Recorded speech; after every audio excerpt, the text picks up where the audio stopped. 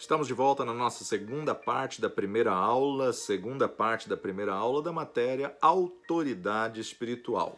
Autoridade espiritual que tem dois prismas, né? Autoridade que você tem que exercer em Cristo Jesus, no nome de Jesus, e autoridade que você tem que se submeter, autoridade aí divina, autoridade delegada, todo aquele que exerce autoridade, submeta-se a autoridade. Então vamos falar um pouquinho sobre a importância da autoridade. Por quê? Porque estamos falando a nível de reino de Deus. E na visão do reino, na linguagem do reino, o trono de Deus é um trono estabelecido em autoridade. O trono de Deus é estabelecido na autoridade. Olha só, o escritor de Hebreus, no capítulo 1, verso de 1 a 3, diz assim: havendo Deus antigamente falado muitas vezes e de muitas maneiras aos pais pelos profetas, a nós falou-nos nesses últimos dias pelo Filho, a quem constituiu o herdeiro de tudo, por quem fez também o mundo. Então, a nós falou pelo Filho, a quem constituiu o herdeiro de tudo, o qual, sendo o resplendor da sua glória e a expressa imagem da sua pessoa, e sustentando todas as coisas pela palavra do seu poder, havendo feito por si mesmo a purificação dos nossos pecados, assentou-se à destra da majestade nas alturas, feito tanto mais excelente do que os anjos, quanto herdou mais excelente nome do que eles. Então, sendo o resplendor da sua glória, expressa a imagem da sua pessoa, sustentando todas as coisas pela palavra do seu poder.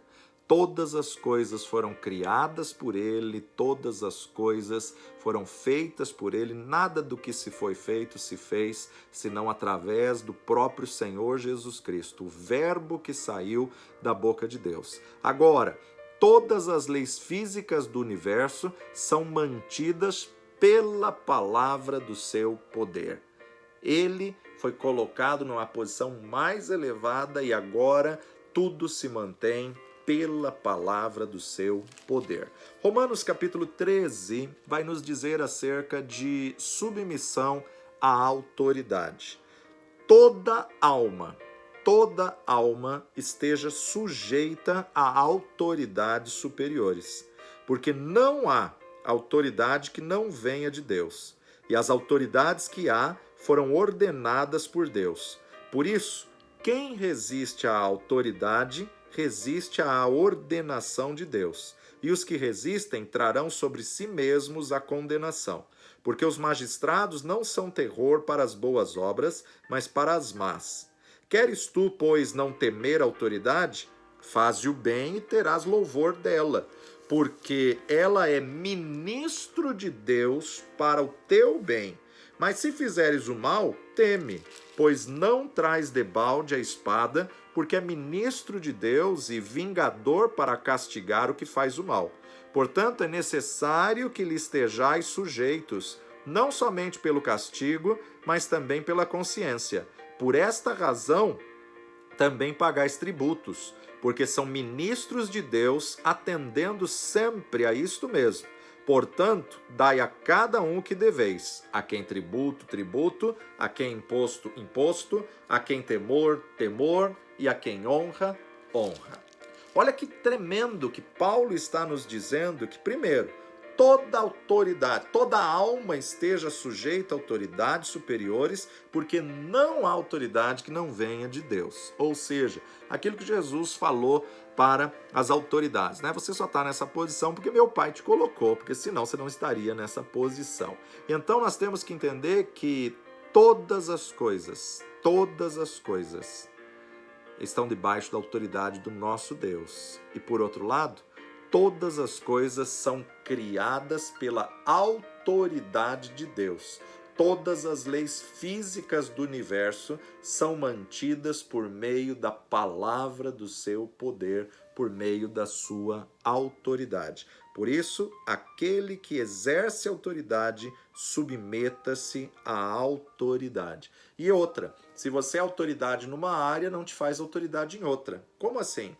Se você é uma autoridade de trânsito, não te faz autoridade médica e vice-versa. Se você é uma autoridade médica, não te dá direito de quebrar a autoridade de trânsito, né? Então, cada área tem a sua autoridade. Então, a Bíblia, ela diz que Deus está sustentando todas as coisas pela sua palavra poderosa. Sabemos aí da questão das forças que regem o planeta e tudo mais, mas você já pensou quantas toneladas que pesa a Terra e ela ficar flutuando no espaço sideral? Você já pensou que esse globo está fazendo o processo de rotação e translação e 2/3 dele é água e essa água não cai no espaço? Não, tem as camadas, sim, mas estão protegendo pela palavra do seu poder. E na verdade, o Senhor estabeleceu limites para as águas, limites de terra seca. Então é interessante nós observarmos que todas as coisas subsistem pela palavra do poder do nosso Deus. E aí então, verso 2: por isso que quem resiste à autoridade, resiste à ordenação de Deus, e os que resistem trarão sobre si mesmos a condenação. Porque os magistrados não são terror para as boas obras. Aqui é muito interessante, né? Quem teme o juiz, quem teme o policial, é porque tem culpa no cartório, né? É o que o texto está dizendo. Os magistrados não são terror para as boas obras, eles são terror para as más. Queres tu, pois, não temer a autoridade? Faça o bem e terás louvor dela. Quer não ter medo de um policial do trânsito? Anda com o documento em dia, anda com a carta em dia, anda com a documentação do carro em dia, você vai ter o louvor dela e não precisa temer, né? Por quê? Porque eles estão ali para o bem, eles estão ali para poder ajudar. Então, queres não temer, não ter medo de um policial de trânsito, de um policial, anda de acordo com a lei, que está tudo certo, não vai ter o que temer. Então, a Bíblia está dizendo que Deus sustenta todas as coisas pela sua palavra poderosa, o que quer dizer que todas as coisas são mantidas através da sua palavra ou da sua autoridade. A palavra e a autoridade de Deus é a mesma coisa, porque a autoridade divina representa o próprio Deus, ao passo que o seu poder se expressa apenas pelos seus atos. Então a importância de nós entendermos quando ele criou todas as coisas, né? Podemos dizer aqui séculos e séculos, milênios atrás, né? Antes de criar o Éden adâmico, essa terra era um Éden luciferiano. O Éden luciferiano, a coroa da criação era Lúcifer, o líder era Lúcifer, por isso o Éden luciferiano, até o momento em que se achou iniquidade no seu coração. Agora temos que entender que Deus não criou Satanás, Deus criou um anjo de luz. Deus criou Lúcifer, anjo de luz, que era uma classe única na Bíblia, querubim ungido, protetor, cheio de luz, Lúcifer. E que, na verdade, nasceu no seu coração a iniquidade, nasceu no seu coração querer ser semelhante a Deus, inveja, né? Queria estabelecer o seu trono acima do trono de Deus e queria usurpar, tentou usurpar a autoridade de Deus quando quis competir com o Senhor. E aí então se tornou o adversário de Deus, né? Onde nós vemos agora a dualidade, a luz e as trevas, o bem e o mal, né?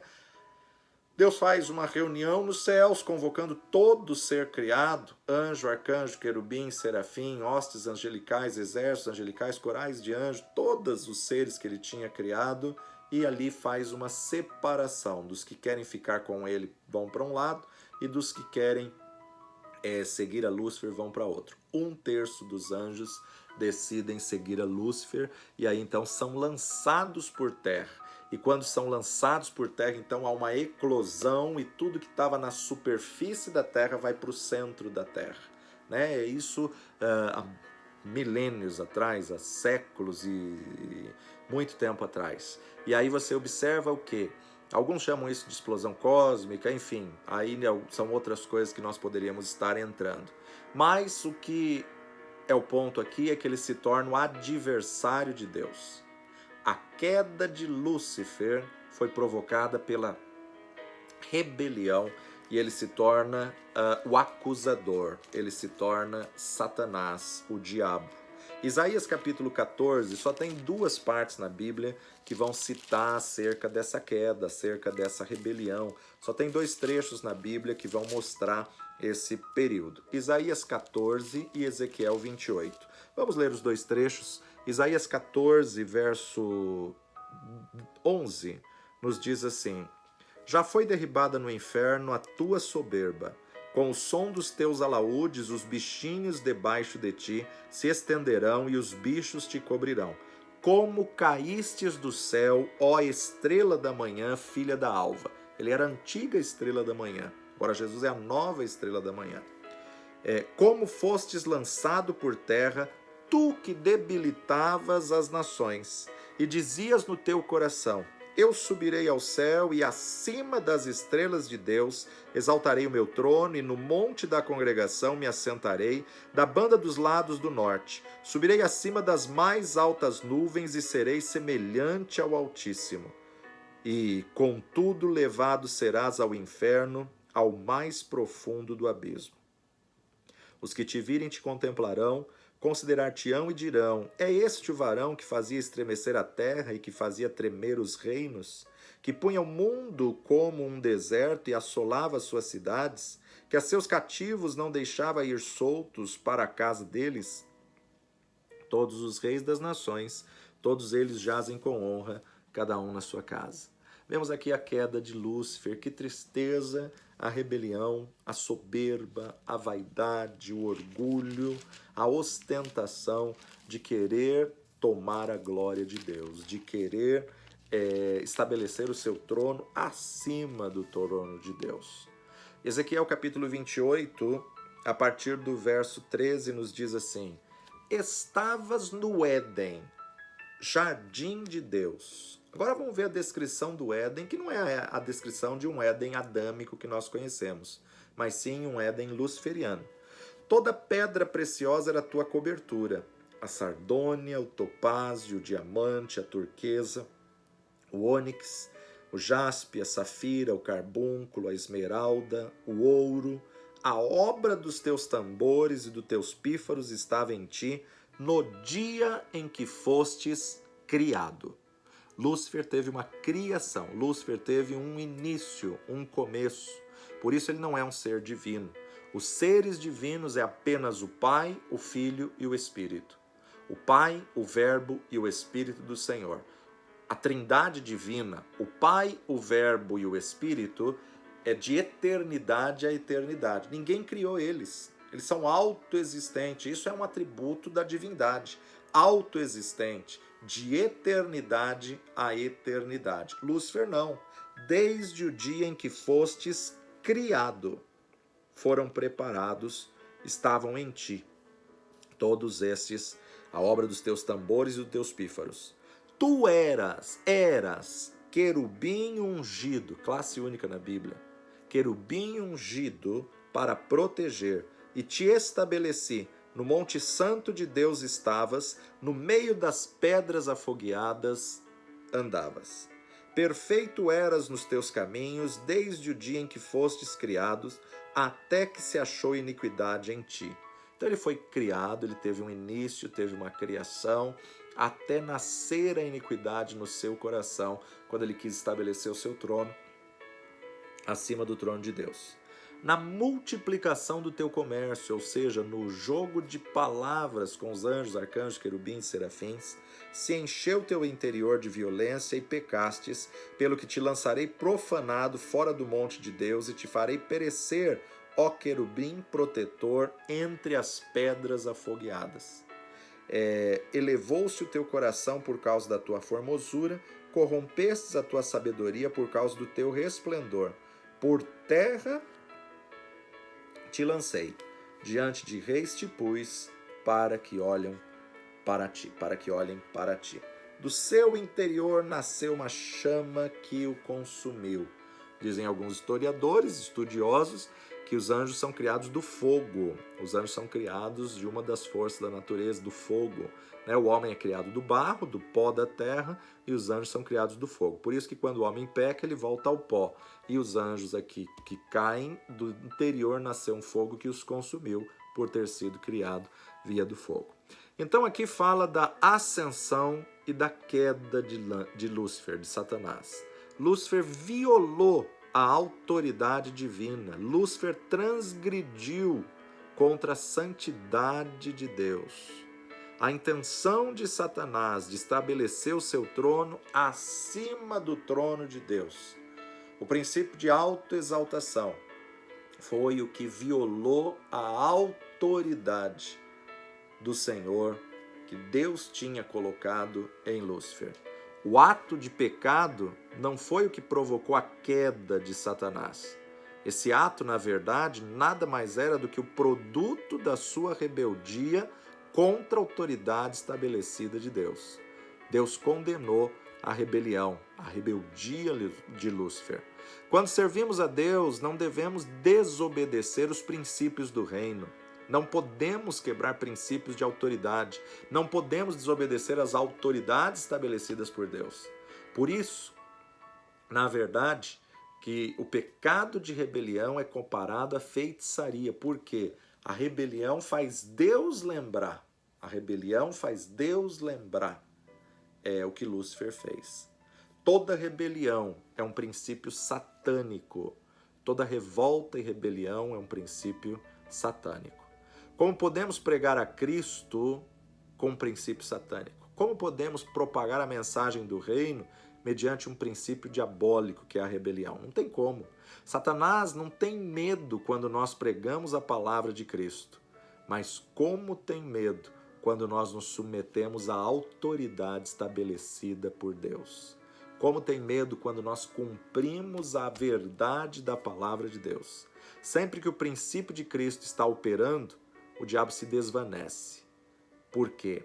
Porque ele só pode agir nas trevas, ele só pode agir através da ignorância.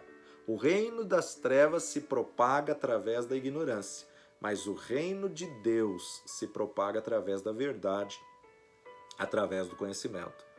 Quanto menos informação correta tiver, mais o diabo se propaga, mais o reino das trevas se alastra. Quanto mais conhecimento, mais verdade vier, mais o reino da luz se expande. Por isso, conhecereis a verdade e a verdade vos libertará. Então, o diabo é pai da mentira. Ele exerce o seu reinado através das trevas, através do oculto. Mas Deus é Senhor da luz, e por isso que conhecereis a verdade, e a verdade vos libertará. O que nos liberta totalmente de Satanás é a percepção dessa preciosíssima verdade. O reino é de Deus. Todo o universo está sob o domínio de Deus, e nós devemos nos sujeitar à autoridade estabelecida por Deus. Só temos que entender, então, esses princípios de autoridade. Então, nós podemos dizer, autoridade é a controvérsia principal do universo. A controvérsia do universo, ou seja, a batalha hoje no mundo, a dualidade hoje é quem terá autoridade. A briga hoje entre os reinos é quem é mais, quem tem mais poder, quem tem mais autoridade, né? Agora nós temos que entender que quando um homem peca, ele está alimentando um altar maligno. E quando um servo de Deus obedece, cumpre a palavra, ora, jejua, se consagra, oferta, ou mesmo louva o Senhor e adora o Senhor, ele está alimentando um altar divino. E na atmosfera nós estamos tendo uma briga de altares, uma briga de poderes. O nosso conflito com Satanás é porque nós atribuímos toda a autoridade ao nosso Deus. A partir do momento que você confessa Jesus como Senhor e Salvador da tua vida, como o único Senhor da tua vida, você trava uma batalha com as hostes espirituais da maldade. A partir do momento que você confessa Jesus Cristo como teu Senhor, você trava uma guerra no mundo espiritual, uma luta no mundo espiritual. Por quê? Porque você vai nadar contra a correnteza, contra o sistema desse mundo que jaz no maligno. Então, o nosso conflito com Satanás é porque nós atribuímos autoridade a Deus. O propósito de Deus é manifestar a sua autoridade ao mundo através da igreja. A igreja tem que estabelecer o reino de Deus na terra.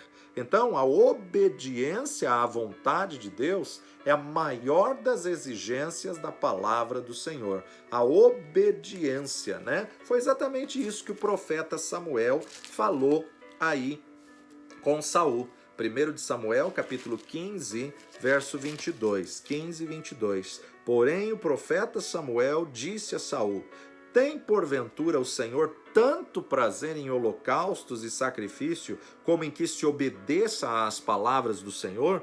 Eis que o obedecer é melhor do que o sacrificar, e o atender melhor é do que o gordura de carneiros. Porque a rebelião é como pecado de feitiçaria, e o porfiar é como iniquidade e idolatria.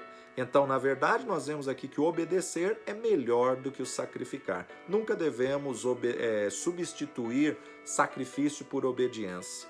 Porque no sacrificar pode existir o elemento da vontade própria, mas somente na obediência é que existe honra. Somente na obediência é que você honra a Deus, porque você envolve a tua vontade humana. Você sacrifica a tua vontade para obedecer à vontade de Deus. Seja feita a tua vontade e não a minha. É muito importante nós estarmos atentos a esses princípios de autoridade. É muito importante entendermos que o reino de Deus se move por princípios. É necessário você se submeter aos princípios de Deus. Para receber autoridade, é preciso uma grande revelação. Há dois aspectos importantes no universo. O primeiro deles, confiar na salvação de Deus. E segundo, obedecer à autoridade de Deus. Confiar na salvação de Deus e obedecer à autoridade de Deus. E há dois princípios no universo: o princípio da autoridade divina e o princípio da rebelião diabólica. Tudo que é a respeito de rebelião está coligado a Satanás. Tudo que tem princípio de rebelião está coligado a Satanás. Mas tudo que tem princípio de autoridade está coligado a Deus. Nós precisamos entender esses princípios de autoridade para podermos viver o que Deus tem para nós, para podermos reconhecer o que Deus tem para nós. Nós vamos estar fazendo esse paralelo sempre de Saul e de Davi, porque embora Davi tenha pecado, tenha falhado, ele era homem como nós, né? Como todo personagem bíblico, nós vemos aí essa posição humana. E Deus é tão tremendo que Deus nunca escondeu, nunca omitiu de nós as falhas dos personagens bíblicos. Por que Deus não escondeu? Para que nós pudéssemos ver que eram seres humanos, eram homens falhos, homens aí que como nós, cometemos erros, mas se eles conseguiram, nós vamos conseguir também. Então nós vamos observar que Davi ele tinha o conhecimento de autoridade. 1 de Samuel, capítulo 24. 1 Samuel, capítulo 24, aonde nós vamos observar aqui. Davi nunca procurou o trono de Israel por preço de rebeldia, de jeito nenhum, né? Na aula de amanhã nós vamos falar um pouquinho acerca do manto, nós vamos falar acerca da cobertura, né?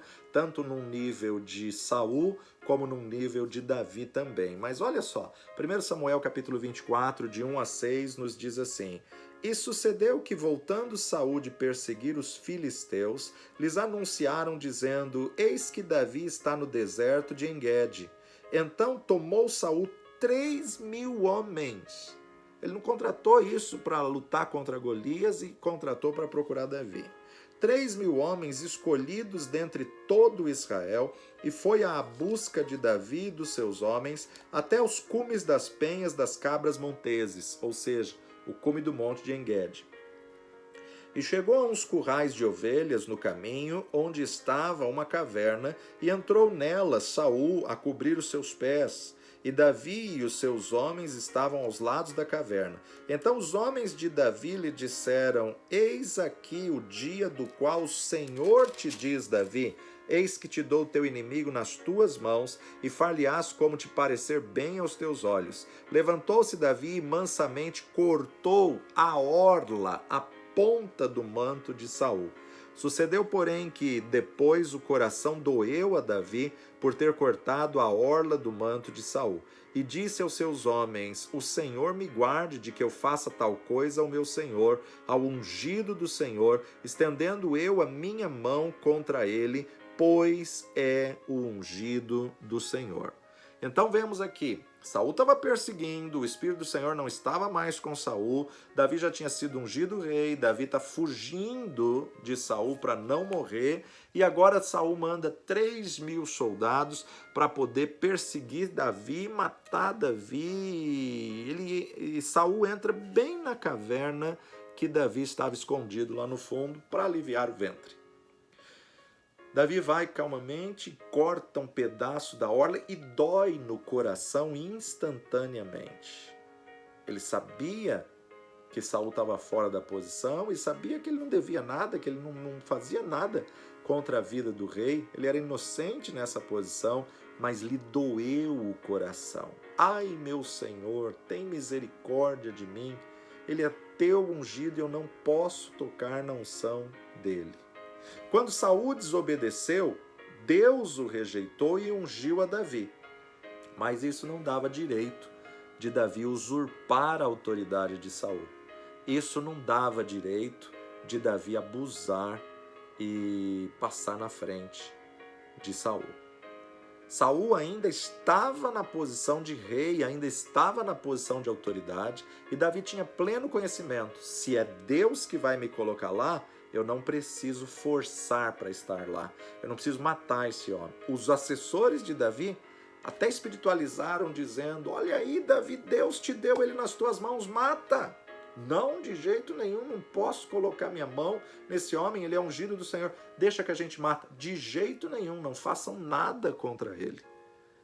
Davi reconhecia que ele ainda estava no trono, e se realmente foi Deus que ungiu ele a rei, ele não ia forçar a barra, ele não ia aproveitar da fragilidade do rei Saul para poder se beneficiar da posição que Saul tinha.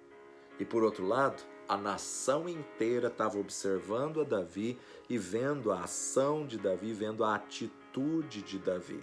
Saul ainda era rei e estava na posição de autoridade. Para assumir o trono, Davi jamais assumiria na rebelião. Davi jamais iria assumir se ele tivesse que se rebelar. Ele sabia princípios de autoridade. A obediência é mais importante do que sacrifício. A obediência é mais importante do que o trabalho. Se Davi reinasse através da rebeldia, ele teria sido segundo Saul. Se Davi tomasse o trono através da rebeldia, ele teria sido tão inútil quanto Saul. Então ele cumpriu aí a obediência, ele se submeteu, ele aguardou o tempo certo. Davi aguardou que Deus agisse, que Deus operasse, que Deus manifestasse a sua glória. Seu coração permaneceu obediente. Quando ele corta um pedacinho da orla, da barra, do alinhavo da veste de Saul, já lhe dói o coração. Senhor, tem misericórdia de mim. Seu coração permaneceu obediente. E Davi não só chama Saul de ungido do Senhor, como também chama de o meu Senhor. Este meu Senhor, meu rei, o meu Senhor. Então Davi, mesmo sendo perseguido injustamente, mesmo sendo procurado para ser morto, nunca desonrou a unção de Deus que havia sobre Saul e aguardou o tempo certo. E olha que não foram pouco tempo, né? Foram meados aí de 17 anos até que aquela unção que ele recebeu na casa de seu pai Jessé para ser próximo rei de Israel se cumprisse, né? 17 anos aguardando, submisso no temor do Senhor. Davi sustentou a autoridade de Deus. 1 Samuel, capítulo 26, versículo 1 a 9. Davi poupa outra vez a vida de Saul. E vieram os ifeus a Saul, a Gibeá, dizendo: Não está Davi escondido no outeiro de Áquila, à entrada de Gesimom? Então Saul se levantou e desceu ao deserto de Zife, e com ele 3.000 homens escolhidos de Israel, a buscar a Davi no deserto de Zife. E acampou-se Saul no outeiro de Áquila, que está à entrada de Gesimom, junto ao caminho. Porém Davi ficou no deserto e viu que Saul vinha após ele ao deserto, pois Davi enviou espias e soube que Saul vinha de certo. E Davi se levantou e veio ao lugar onde Saul se tinha acampado. Viu Davi o lugar onde se tinha deixado Saul e Abner, filho de Ner, chefe do seu exército, e Saul estava deitado dentro do lugar dos carros, e o povo estava acampado ao redor dele. E respondeu Davi e falou a Aimeleque, o heteu, e a Abisai, filho de Zeruia, irmão de Joabe, dizendo: Quem descerá comigo a Saul ao arraial? E disse Abisai: Eu descerei contigo. Verso 7. Vieram, pois, Davi e Abisai de noite ao povo, e eis que Saul estava deitado, dormindo, dentro do lugar dos carros, e a sua lança estava pregada na terra à sua cabeceira, e Abner e o povo estavam deitados ao redor dele. Então disse Abisai a Davi: Deus te entregou hoje nas tuas mãos o teu inimigo, deixa-mo, pois, agora encravar com a lança de uma vez na terra, e não o ferirei a segunda vez. E disse Davi a Abisai: Nenhum dano lhe faças, porque quem estendeu a mão contra o ungido do Senhor e ficou inocente? Abisai sugere a Davi: Deixa que eu mato, você nem precisa sujar sua mão de sangue, Deus te entregou nas suas mãos. Cuidado, nem tudo que se diz assim diz o Senhor, é o Senhor de fato que está dizendo. Abisai queria tirar aquela perseguição e matar Saul, e Davi proibiu, e ele traz um segredo espiritual tremendo. Quem, pois, se levantou a mão contra o ungido do Senhor até hoje ficou impune. Então Davi tinha princípios de reino, Davi sabia princípios de autoridade, princípios de submissão. 2 Samuel, capítulo 1. 2 Samuel, capítulo 1.